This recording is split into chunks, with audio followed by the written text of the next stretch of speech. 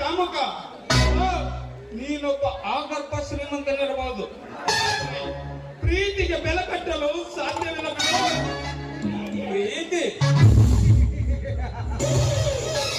ನಂಬಿರುವ ಪ್ರೀತಿಯಲ್ಲಿ ಸುನಾಮಿ ಹುಟ್ಟಿದೆ. ಆ ಪ್ರೀತಿಯನ್ನು ಪಟ್ಟ ಬಯಲಿನಲ್ಲಿ ಸುಟ್ಟು ಹಾಕದೆ ಹೋದರೆ ನನ್ನ ಹೆಸರು ಸೂರ್ಯಸಿಂಹನೇ ಅಲ್ಲ.